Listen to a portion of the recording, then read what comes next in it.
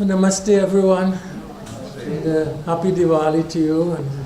So this morning I wanted to share with you my reflection on the Murty of Lakshmi, the goddess of wealth in our tradition. As you know, it is one of our Diwali traditions to perform Lakshmi Puja, to worship the divine in the form of Lakshmi. So this morning I have a few thoughts that I want to share with you about Lakshmi Mata. Let me begin by saying that I think it is significant that Lakshmi, the goddess of wealth, is one of the many forms of the divine in our tradition. And so, having a form of God for wealth that deals with wealth and prosperity suggests to me that matters related to the acquisition and the use of wealth in the Hindu tradition cannot be disconnected from our religious commitments, from our religious worldview. We cannot, in other words, compartmentalize wealth as belonging to a non-religious sphere of life or a secular sphere of life and as having nothing to do with our religious commitments. In fact, as you would notice, we have a deva or we have a devi, a god or a goddess for every dimension of life, suggesting that life is a unified reality, emphasizing the interconnectedness, the inclusivity of our worldview. Secondly, I think that Lakshmi is a powerful affirmation of the innumerable but too often overlooked ways in which women contribute to the economic flourishing, to the economic prosperity of any nation or any country. So by having her as the goddess of prosperity, I think it points and calls our attention to the contribution from earliest times right down to the present times of women to economic prosperity. Of course, Lakshmi herself has many forms. Dhana Lakshmi with wealth is only one of her forms, but there is also Vidya Lakshmi and so on, emphasizing the many roles that women play in our nation. The worship of Lakshmi on the occasion of Diwali underlines the basic human need for wealth to ensure a decent and dignified life. It's a fact, that without the resources of wealth, most of our major problems cannot be solved. Whether we are seeking in this world to overcome illiteracy, we need to build schools, we need to have classrooms, we need to employ teachers. You cannot solve a problem of illiteracy without the resources of wealth. We cannot solve health problems in those parts of the world where healthcare is missing without the resources of wealth. So our tradition has always recognized the importance of wealth. Wealth is one of the four goals of life, artha, along with dharma, virtue, karma, pleasure, and moksha, spirituality or spiritual growth. So Lakshmi testifies to the fact that the Hindu tradition is not an anti-materialistic tradition. Poverty is suffering. One of the important forms of suffering is to lack the basic necessities for dignified living. And in fact, the Mahabharata says that one should never glorify poverty.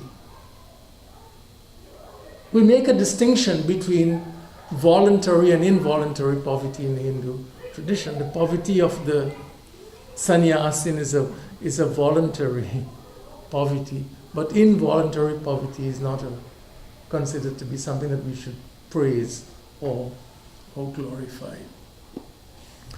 Now, we are all familiar with the Murti or the icon of Lakshmi. And generally, she is represented as having 4 arms.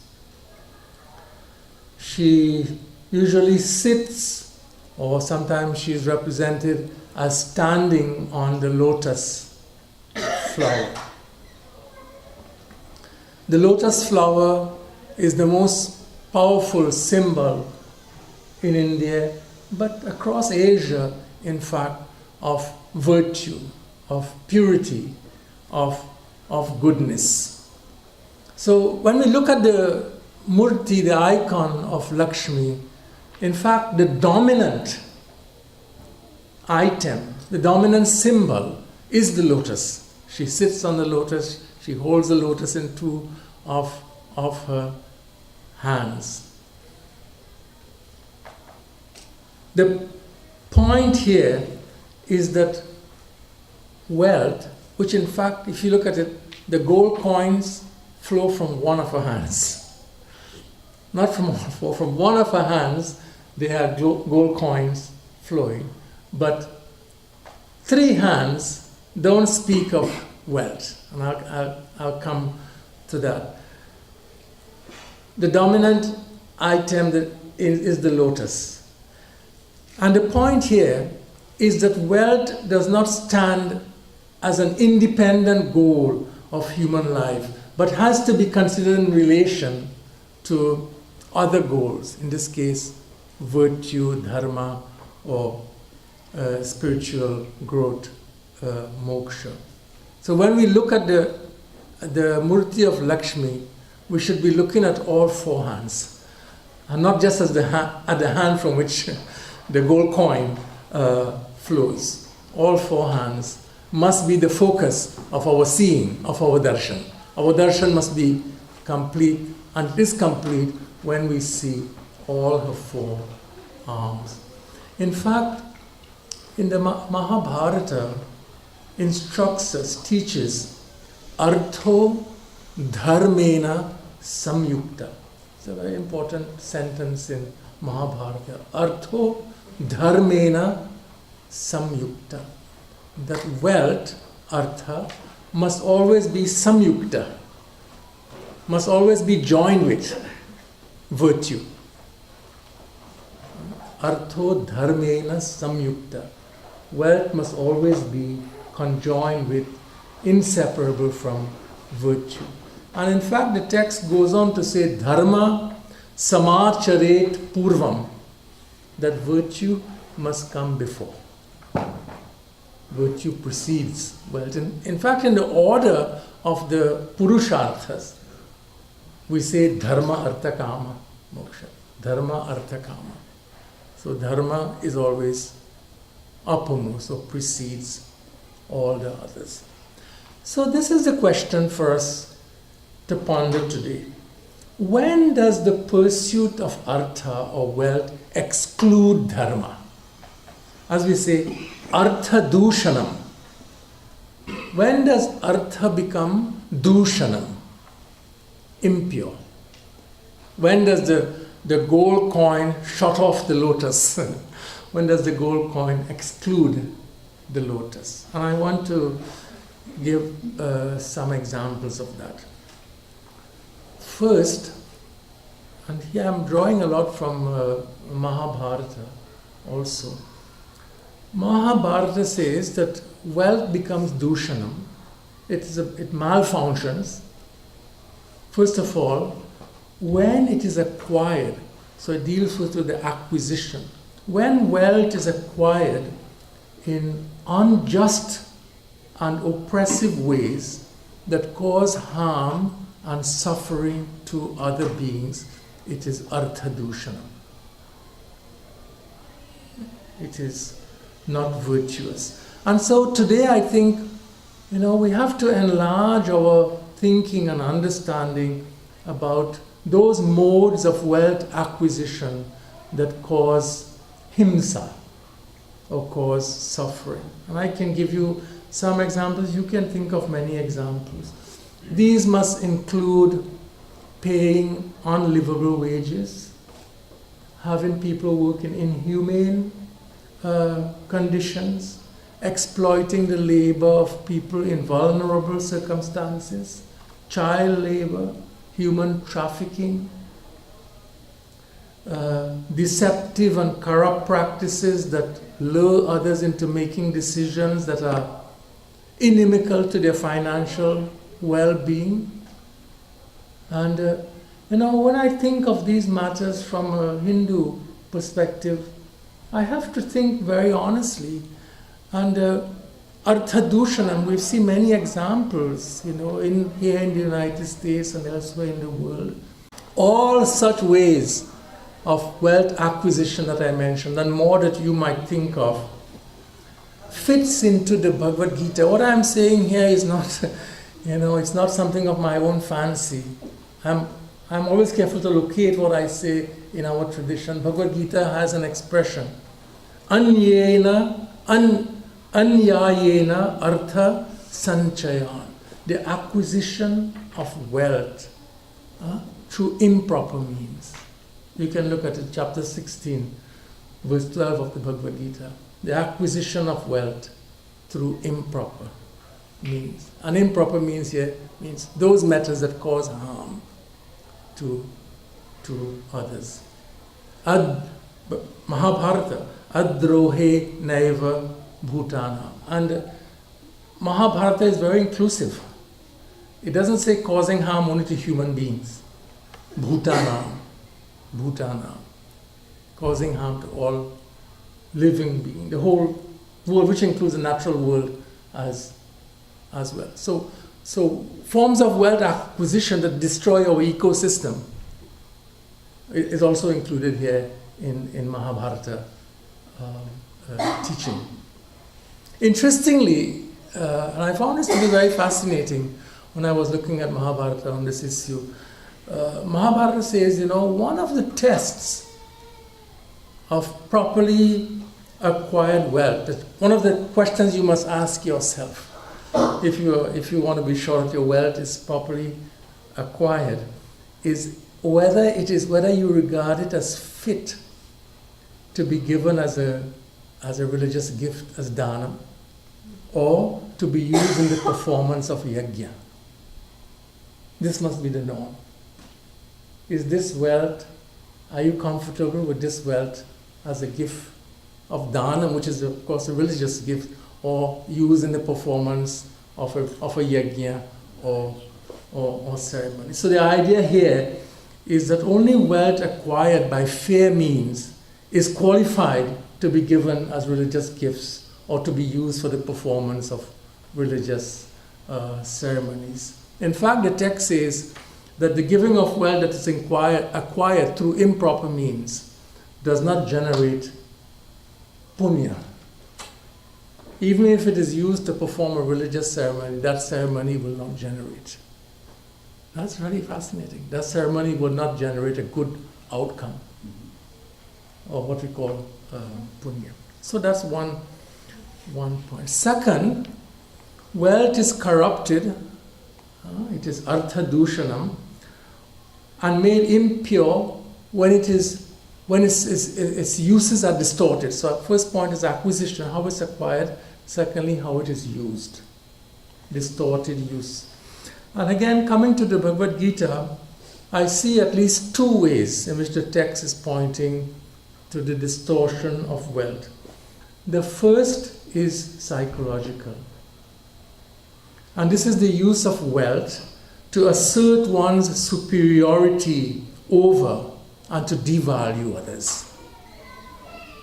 In other words, wealth corrupts when it is used as a symbol of status, or when it is used to profess one's higher worth than another human being.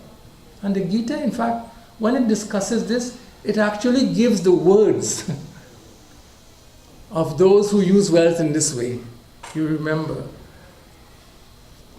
Again, this is chapter 16 of the text. It's a very interesting section of Bhagavad Gita.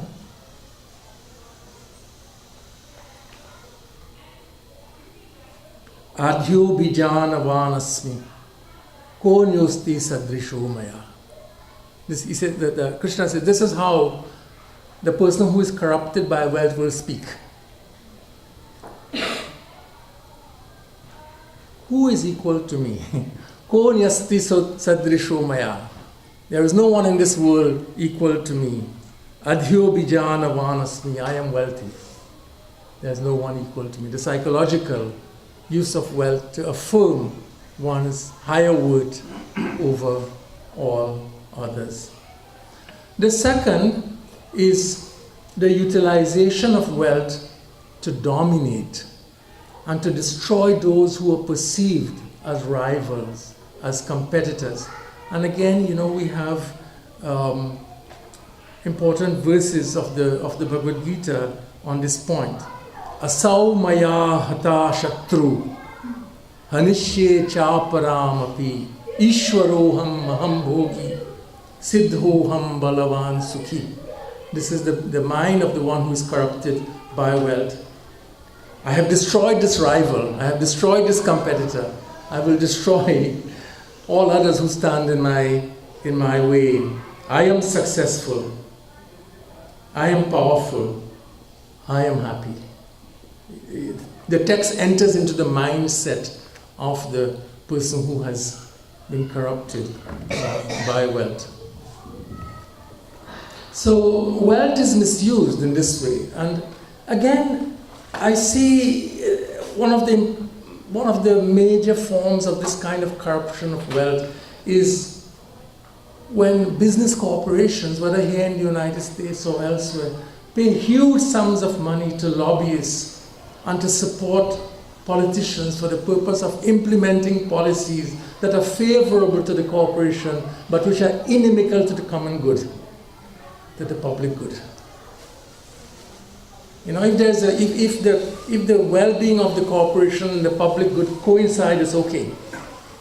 But if a corporation seeks to implement policies that are inimical to human well-being, then that's a distorted use of corporate power or corporate wealth. And the gold coin there has been given much higher value than the lotus. So that today, when I think about Lakshmi and her significance in our lives, I think we have to think not only about our wealth as individual human beings, but we have to think of what Lakshmi means in terms of the corporate world as well. Corporate wealth. Let me give you an example. According to one recent study, of the world's 100 economies, 69 are corporations, right? And 31 are countries. So 69 corporations in the world have more wealth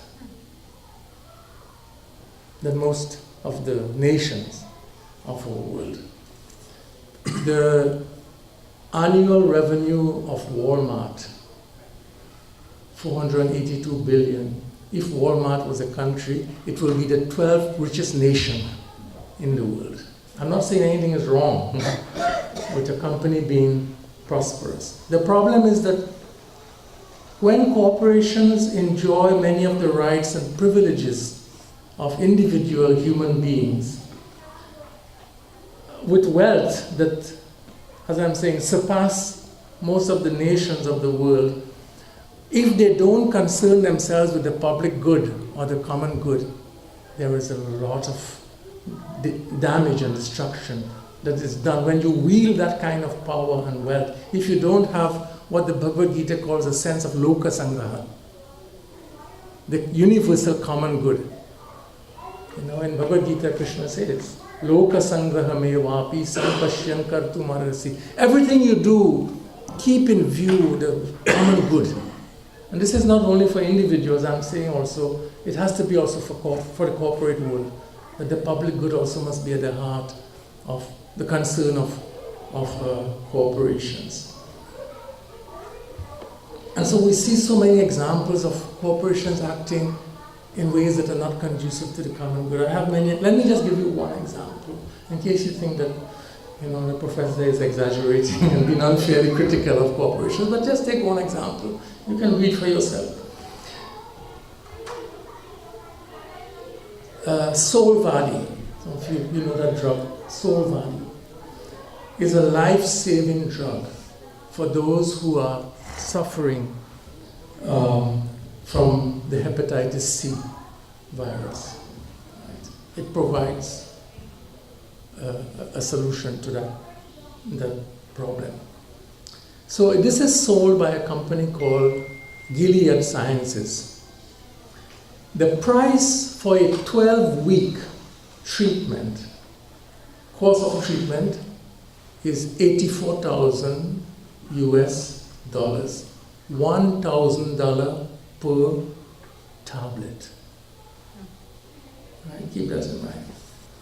How much does it cost to produce a course of treatment? The cost of producing a 12-month treatment is between $68 to $136. That's the cost of production. The sale price is $84,000. In the first year of sales, Gilead made $12.4 billion, exceeding the cost of acquiring the startup company that developed this drug. Okay, there are research and development costs that are involved in the pharmaceutical industry to produce these drugs. But how much profit do you really want? And at what price for human well-being? The point here is not the right to earn a reasonable profit on one's investment, but it is a malfunction of in the corporate world when greed overrides concern for human well-being and the common good. On this matter, I give a lot of credit to India because they stood up against Gilead. And India is one of the places in the world where you can buy this drug at a very reasonable cost because they refuse to allow this company to produce it and give it the rights to produce in India. In fact, if the world allowed Indian produced medicine to enter into the markets, the cost of a lot of life-saving drugs will be much more accessible. I think that the problem is that because of the global nature and the rights and powers that many corporations enjoy, they are located very far from where they have influence. And so they are not often in touch with the local communities, where they really affect people's lives. They're very distant from local communities, and therefore they don't often, what they lack is the empathy or the concern that should be there. It is a distortion of what Lakshmi means when the only concern is the maximization of profit and market share without concern for human well-being.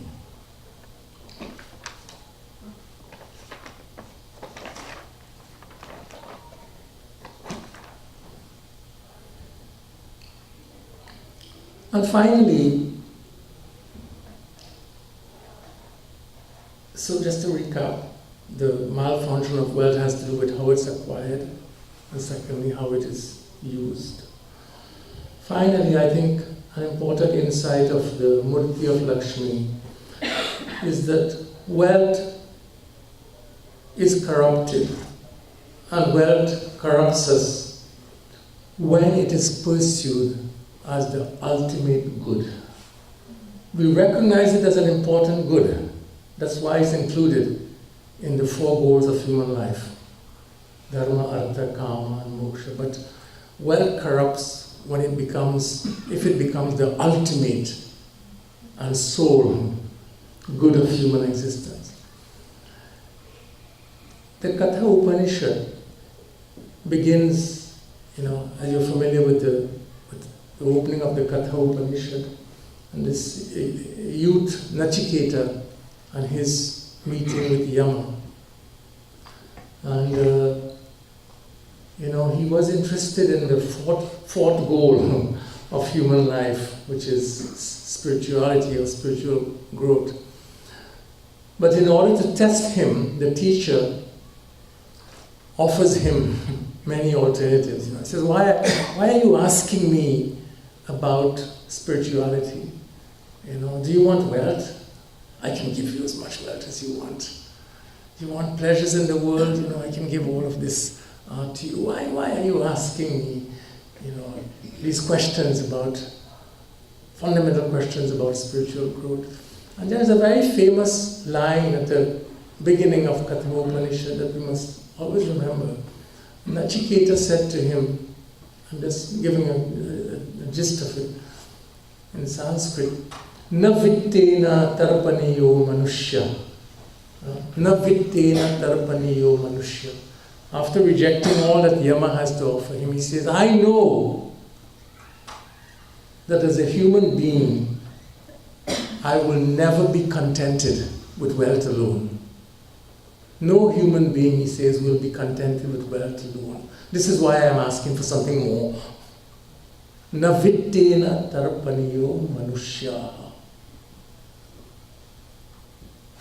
It's very similar to what you find in the teachings of Jesus, that human beings will not live by bread alone. Bread here representing wealth. Something more is necessary for our contentment, for our peace. So that making wealth the ultimate good of life,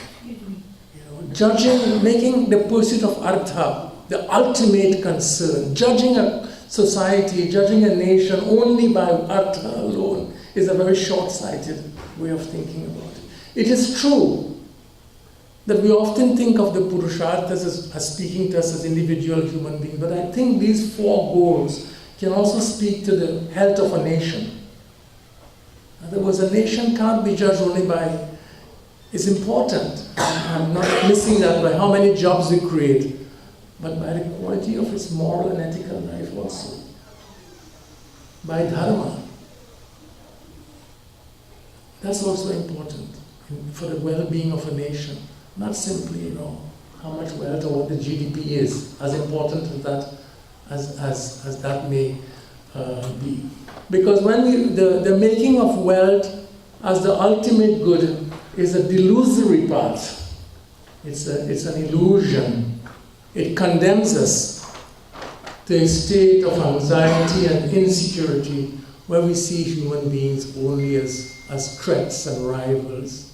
And this is why, Ishavasya Upanishads, that beautiful opening verse, Ishavasyam idam sarvam yat kinchit jagatyam jagat tena tyaktena bhunjita magridha kasya swidhanam. Do not covet the wealth of another. Coveting the wealth of another is, you see others only through the lens of wealth. You value or you devalue human beings entirely on the basis of what they have and what they do not have. You make them instruments. They become, the worth of the human being becomes instrumental, not intrinsic. This is what happens when we make wealth the ultimate good of life. We judge ourselves by what we have, and we judge others. And we can't see beyond that. And this is why the fourth hand of Lakshmi. Two hands hold a lotus, the symbol of virtue and goodness. From one hand flows the gold coin, but the fourth hand is in the Abhaya Mudra. Abhaya. The fourth hand is in this position. It's called Abhaya. Fearlessness. The mudra, the position of fearlessness. freedom from fear, freedom from anxiety. And this is the spiritual goal. This is the goal of moksha. Moksha is a condition of abhaya, of freedom from fear of all kinds, beginning with the fear of mortality. But this gift that Lakshmi gives, this gift of abhaya, we will only discover it if we don't make wealth the ultimate good, and realize that there is a good in life that is beyond the limitation, the transience of wealth. And there is a great danger today, not only in the Hindu tradition, but it's in many religious traditions. In the Christian world today, here in the United States and elsewhere, you may have heard about what is called the prosperity gospel.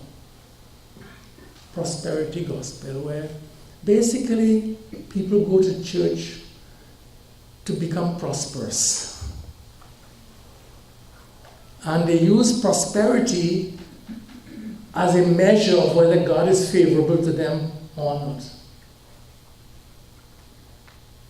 So religion becomes simply an instrument for artha. Worship becomes simply an instrument for artha. Now, don't misunderstand me. I think I've said it enough. Artha is one of the goals of our Hindu life. So don't misquote me on that. But it is not the ultimate good. It is not the ultimate goal of life. The purpose of religion is to transform us into compassionate beings, is to awaken a deeper wisdom. It is not only about prosperity.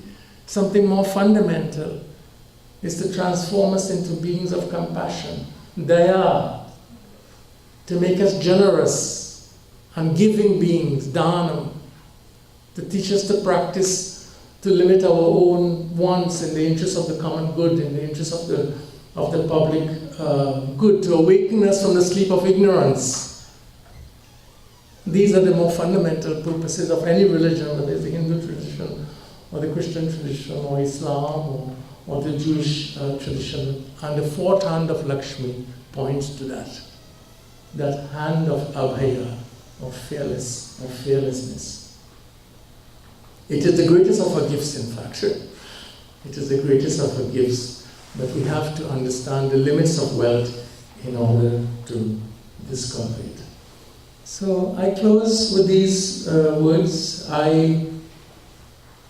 Like all of you, I perform Lakshmi Puja on Diwali. This is part of my tradition also.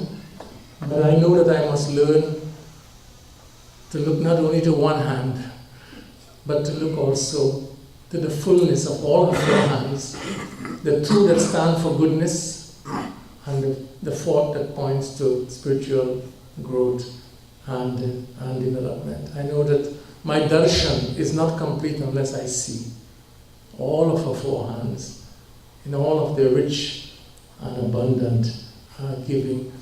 And so I think, whether it's Diwali, I'm speaking here about Lakshmi and Diwali, but I think that in our tradition, all of our festivals, sure, they are occasions of great joy and celebration and family, happiness, and that's wonderful, and those features should be there. But I think also that we can use our festivals as occasions for deep moral reflection also, deep ethical and moral reflections. In this case, every time we perform Lakshmi Puja, it can be an occasion also for thinking about the economy, thinking about wealth, both in our individual lives, our own philosophy of wealth, but also, the national philosophy of wealth. What philosophy of wealth is good for a nation? What philosophy of wealth is good for, or philosophy or theology of wealth is good for the individual human being, the community, and the nation? And I think that the Hindu tradition and this insight about Purusharthas, Dharmartha, Kama, Moksha, is an unfailing balance. that we ignore to our peril. Always remembering that wealth should never be separated from virtue. Dharma Artha Samyukta, as Mahabharata says. Keep those two united at the individual level and at the national level as well. So maybe a thought or two from you. I should say also a very special welcome to our students from Carlton, and my friend Professor Kristen Bloomer is here. We're very happy to have you visit us this morning, and I hope that your visit is a fruitful and meaningful one. So on behalf of all of those here who come to our satsang, I extend our welcome to you. This is also your temple, and we want this to be a place of rich hospitality and welcome to you. So please come. You're here today. Please come anytime and to be with us. Thank you. Very good talk. I was just thinking, when you enter the temple and then you go clockwise for pradakshina, the first deity you see is Saraswati. Yes. Give me wisdom. Then I go around, I see Durga, Parvati. Give me the strength. Then I come to Lakshmi. I've got the wisdom, I've got the strength. Now give me the means so I can live happily. I never go Lakshmi first, then Shakti, then it's always that way. So that, while I appreciate your comments on the corporate wealth, not all of that is bad, you know. No. Yeah, many of them have. I know in my own town, a very rich person, I mean beyond one's imagination, he has built hospitals, he has built hostels, he provides free food. Yes. Nothing wrong with that. No, absolutely not. Yeah, so my prayer to Lakshmi is give him more wealth, more means, so he can help other people. But I agree with you that if you have the wealth and you're very selfish about it and you don't care for anybody else, then that is bad. But in general, I think it's good people make money because they help others. That's my feeling. Yeah, thanks. No, I agree. And many people have the gift for generating artha. It's also a gift, a talent, and ability. And my point is that gift has to be united with loka sangraha, which is a deep sense of the common good or the public good. And that's the kind of, when corporate wealth is not, in the service of the common good, then it becomes problematic. But we see, I'm seeing also a younger generation of wealth generators in the United States. And these are young people who have not inherited wealth flowing across generations. You can think of some of them, Bill Gates, Mark Zuckerberg, Jeff Bezos of Amazon, and so on. And in that generation, I think what you're saying, I think, I hope I'm correct in noting and recognizing a greater sense of a common good and the willingness to use wealth also to promote that common good. I think that has to be encouraged in the corporate world. So I agree with you. I couldn't agree with you any more than what you said. But Sri Krishna also says in Gita, Chaturvidha bhajante ma. 4 kind of people worship me. One are artha, who are crying for help. Artharthi, trying to get wealth of all kinds to live happily. But then you come to a place where you recognize that wealth does not bring you all the joys and happiness and contentment. And you wonder whether earning the money is all there is to eat, to your life. And that creates a curiosity to know who we are in the form of jnanasu. But once you start learning who you really are in the form of a nature, then you understand the true nature of yourself, which is Satchit Ananda. And in that knowledge, that's what is jnani. In that knowledge, you come to recognize the Ishavasyamidam Saram. You are nothing but divinity itself. And having recognized your true nature, there is nothing to be afraid of. So I think what you are talking about, Lakshmi's blessing. As a matter of fact, most of our deities in our temple of states represent the same single divinity. Often will show the same Abhay Mudra, saying you are no different than I am, and you should be happy and content. So I agree with you.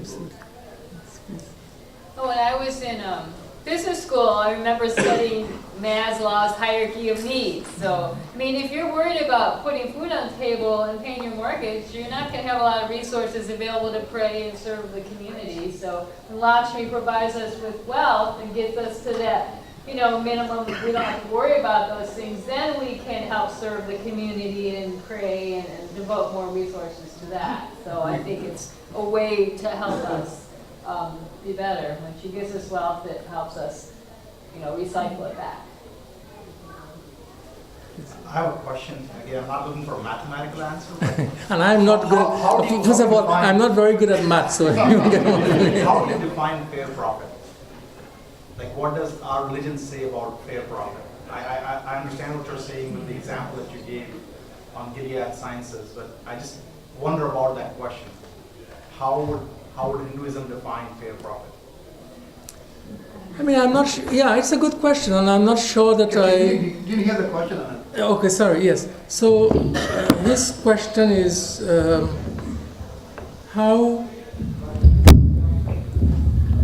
what will we regard, and here you're speaking of the corporate world, what may be a definition or a norm for fair profit in the corporate world? And I am not sure, that I can put and you of course said that, that there's no easy formula or mathematical formula for it. But I think that what we can certainly look to is an ethical standard. I mean, in the case of the pharmaceutical, that's only one example, and there are so many other examples that I can give. I mean, how much you want to make in terms of profit has to be judged by the needs of the community and the overcoming of human suffering. In this case, people are deprived of a life-saving drug because you are not willing to bring down your margin of profit. So I think, each company has to look into it itself using, the dharma norm or the loka sangraha norm. And, noting that, even in this particular case that I gave you of the hepatitis drug, the whole development in most, since we're talking about pharmaceuticals, almost every major pharmaceutical breakthrough that has come, just looking at the United States, has come about because of public money. National Institutes of Health might have first given the seed money to begin the research. So it has never been only a matter of private funding that led to R&D. So, public money has always been part of the R&D development. And I think it is fair to say, that in an interconnected world, the corporate world has to be much more responsive to human needs and to overcoming human suffering. And I know we agree on this, and we said as much. There's no reason why they should not be allowed to make reasonable profits. But when the profit becomes the only motive, when it becomes the only motive that guides a company's behavior in the world, then I think, we have artha dushanam. Artha becomes destructive. And we see, so many examples. I just wanted to add to what he was asking. Please. I think before we decide what is fair profit, we need to first understand definition of profit. And definition of profit as typically given is surplus labor. What you described is if you have a way of reducing the amount of labor that you need to put in order to produce, in some sense that is a surplus labor. So the people who believe in communism, they say, well, this surplus labor is because the people who actually worked very hard, they were not paid enough, and that's why they accumulated. People who are capitalistic, they believe that the surplus labor is because of the innovation and the intellectuals and the additional equipments and the ratio of labor versus the production. That's what created the surplus labor. Therefore, it is not the share of the people who actually work, but it is the share of person who actually came up with the idea, who actually invented the thing. So it's a very difficult equation to really solve because you really don't know what exactly is the problem. So I think that is the fundamental clash that we see in the world. I just wanted to add that. I mean, we need to really think of different models. If I had time, maybe I'll tell you, I recently met a Chinese businessman who runs a superconductor company in China. And he has a branch in Malaysia also, just mentioned briefly. And he is trying to run his company on the basis of Confucian ethical principles, where he views the company as a family and values every worker, as he said, in the same way that he values a family member. I can go into length on everything that he does, but I just mention one thing. He told me he has made a commitment that he will never fire a worker in his company. Harvard Business School went and did a study on him, and they found this very difficult. How can this man make a commitment not to fire someone in his company? And he told me, he said, I made this commitment because if the worker is my family member, I can't fire him. How can I fire or get rid of a family member? So he has a whole process if someone is not performing well, how to help that person become a better worker in the company, to use a very different ethical. Now he's making profits, huh? Because he said, when he took the Malaysian company off, it was not profitable. They wanted a raise. But he said, but the company is not profitable. If we all work and we make this company profitable, I will give you a raise. They worked, the company was profitable, they got a raise. So everybody benefited from it. I mentioned one last point. Because of Confucian principles of valuing appearance, in addition to paying the workers, he has committed himself to giving the poor parents a stipend every month. So part of the profits of his company, he gives every worker whose parent is in need a special stipend, because he says in Chinese culture, we value the elders. So I think, when we think about business models, we should really draw more from the Dharma models. And in the case of China, there are Confucian models. The Western model is one model. We should be richer in thinking about these kinds of matters. Like take the example, when you talk, as I said, I don't have an easy answer for your question, but some of you might remember the big problem with the EpiPens. Yeah. What happened? This guy bought the company over, and what did an EpiPen cost? Yeah, I used to pay $100. Now all of a sudden it went to $600. $600. My insurance does not cover it, and I have to buy a new one every But year. that's an example of where profit becomes dominant and subordinate. Human welfare is subordinate. Point. I think the black and the white are pretty obvious. Yeah. It's the gray that people deal with. That is the hard part, right? It's a Gilead Sciences. Clearly, it's a bad example. Yeah. But what if you are involved in making decisions such as an example? And I don't want to belabor this point too much, guys. So sorry about this. But if you're trying to make a decision where you are trying to shut down a factory in one part of the world without naming the countries and move the factory to another part of the world, you're destroying jobs in one place, but you're creating jobs in the other. how, and that's tied to a profit motive in this case. How do I apply the dharma lens to that is what I'm trying to understand. So that's the gray in my mind. It's not that simple then. It's not that simple, yeah. but at least, you should consider the dharma implication of it. At least as part of your thinking. It should not only be artha, but can I do something differently with this? Can I, by reducing my margin of profit, am I going to alleviate suffering in this community? At least bring the dharma dimension in your business model of thinking. Right now it is not. It's not very, except as you said, and Prasanna said in some cases they are good examples of it. But in most examples, business decisions are not made with the dharma perspective in mind. I'm saying, why not bring it in? Of course, it requires a certain human transformation, and I'm not underplaying that. It requires compassion.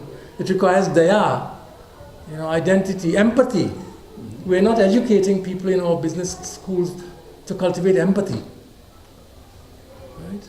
We're educating them to operate companies to maximize profits. And we want successful companies, but there's no reason why. We can't give up on it and saying this is the only model. We can't give up on compassion. We can't give up on empathy. We can't give up on the public good.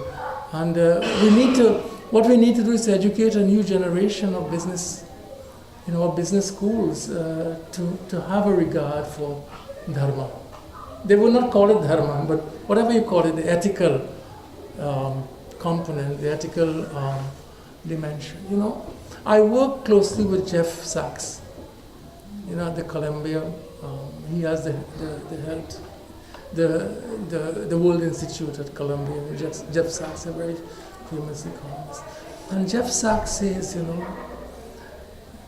that if the wealthiest people in our world gave 1%, he has all the figures, 1% of their profits, they donated to a fund. We can solve immediately the problem of illiteracy in the world. The problem, as Jeff Sachs says, is not that the world that the world lacks the resources to solve health problems or educational problems. What we lack, and rightly so, he says we lack the will to do it. We lack the ethical will to do it. And he has the figures to show that if we wanted to, there is no child in this world who should be going to sleep hungry. There is no child who should not have health care or an opportunity to go to school. The world has the wealth to do it. What the world lacks is the will to do it. And that will is the lack of an ethical or compassionate concern. Our problems are solvable. We have the wealth. This is a very wealthy world. The wealth is not distributed well, but the resources to solve the problems are there. I'm glad the younger generation is listening from you. So that's where the future is. They get 1% of the business. Exactly. So, thank you so much for all of your insights. And it's a very, I hope that, what I'm trying to do in a reflection like this is to say, that the Murty of Lakshmi has something to say to us. She speaks to us on matters of deep contemporary concern. She has something to say about economics. Lakshmi is not just there for puja. There's a deep wisdom in what she represents that should be an object of discussion and consideration. I thought, think of it. I never thought of this Murti as much as I did recently. Yeah. Why 2 lotuses in her hands and 1 hand from the gold coin? one hand in Abhaya Mudra. There is something there. Those who imagined this Murti could have imagined it otherwise. All hands could have come with gold coins. But 2 had the lotus. She sits on the lotus. And then she has Abhaya Mudra. There is something. There is an important insight, an important message to our world. It's not a message to the Hindu world. It's a message about wealth to the world that we have to retrieve and make relevant. It's very reasonable.